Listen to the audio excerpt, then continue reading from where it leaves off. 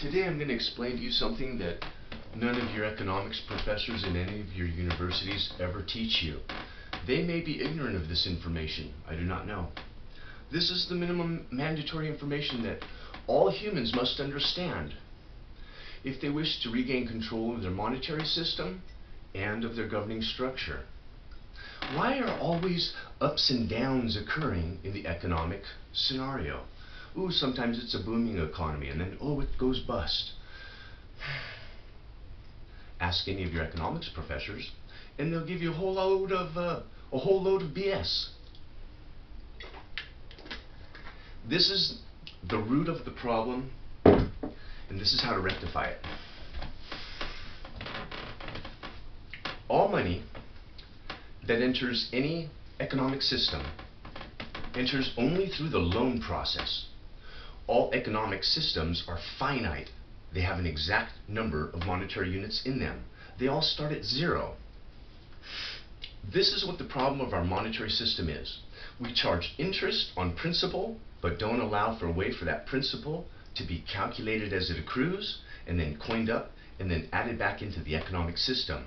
This is the only way that the mathematics works. Right now, it's impossible by all laws of physics, all laws of mathematics, and all laws of accounting to repay the loans which are made to the United States citizens and anybody else who takes a loan from any of the banks on planet Earth. Let's start at zero then and loan money into our finite economic system.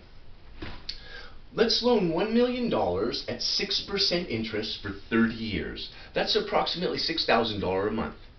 That equals $72,000 for the first year. For payments, now out of that $72,000, approximately $40,000 of that is interest. I calculate this in accord with the following. Approximately $1.2 million worth of interest accrues on this loan over 30 years. Divide by 30, it's approximately $40,000 per year. It's actually much more than that for the first year because of the algorithms associated with the amortization schedule, wherein $60,000 actually goes towards interest in the first year, and then at the very end of the cycle, more money goes towards principal to pay off the loan. But here's the problem. Let's just say that we loaned $1 million into the system and everybody diligently repaid the loan. Let's say at the beginning of the second year, we loaned another $1 million into the system and everybody, once again, diligently repays their loan. All of this money is coming out of the principal, which is all that's been loaned into the economic system. If everybody makes their payments diligently, they'll make $216,000 worth of payments after the second year. Follow down the chart. The third year they loan another million in. The fourth year they loan another million in. As we continue to loan money into the system, and everybody diligently just repays, what happens is that at some certain point in time, you've paid out more money than's been loaned into the system. For instance, at the 27th year, if everybody diligently makes their payments, $27,216,000 has been supposedly repaid to the banks. Yet we still owe $15 million in interest which is accruing and hasn't been entered into the system. This is the heart of the whole problem. When the forefathers wrote the Constitution, they understood this. And they wanted to get away from what's called usury and this fraud and scam. So they wrote into the Constitution that Congress shall have the power to coin money and regulate the value thereof, as well as the value of foreign coin. Now, what happened in 1913 was that, for whatever reasons, the politicians voted in to allow the Federal Reserve Bank Act to exist. And that enabled a private company and private families to own and control the issuance of currency into our economic system. Congress basically gave up their power. We need to get that power back. So what happens when you do this to an economic system? See, what happens then is it creates an economic cycle in the following way. Whenever we loan money into the system and keep loaning money into the system, and as you notice, you have to loan more and more in each year so that you can pay the principal and interest from only the principal that's being loaned in. As long as we keep loaning more and more money into the system year after year, the economy keeps going up. Intentionally, the banks stop loaning money into the system, and as we're continuing to try and repay all these loans, plus the interest, there's an economic downswing. They stop the loans, and that means we can't repay the previous loans. This creates foreclosures and bankruptcies, and this returns the real capital and wealth as titles and property back to the banks. The more time that accrues, the more debt that accrues. You see, our founding fathers understood what Rothschild, one of the bankers, understood.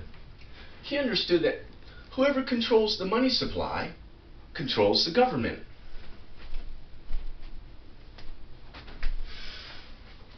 You'll notice then that it's impossible to repay because the interest isn't accrued as it, isn't calculated as it accrues and then coined into real money and put back into the economic system. See, this interest was meant to act as a resource for the citizens of the community, so that as the interest accrued, we would coin it up periodically, every month or every quarter, and we would use that to pay for our roads, our vital infrastructure, our hospitals, our fire departments, our common defense, the common welfare, the common good.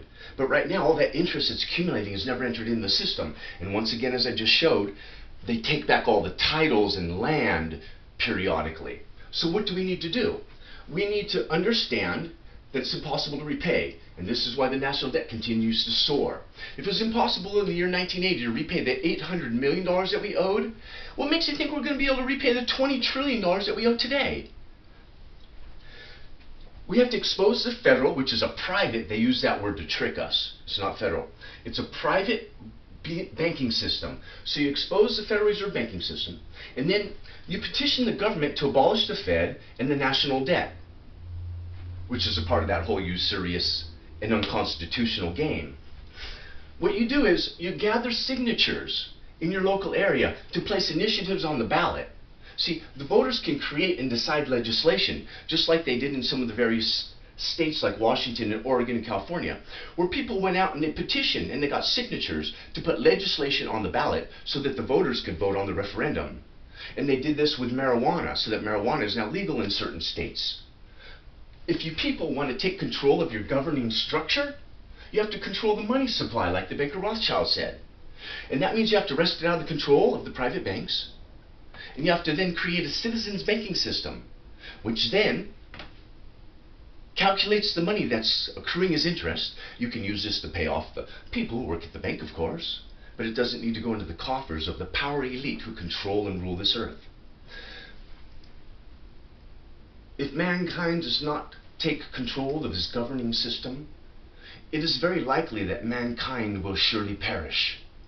If you do not want this to happen, why don't you send this video to everybody you know, so that everybody can understand now what we used to all be completely ignorant of, how interest works against us if it's not calculated as it accrues and returned back into the economic system as a resource for the community.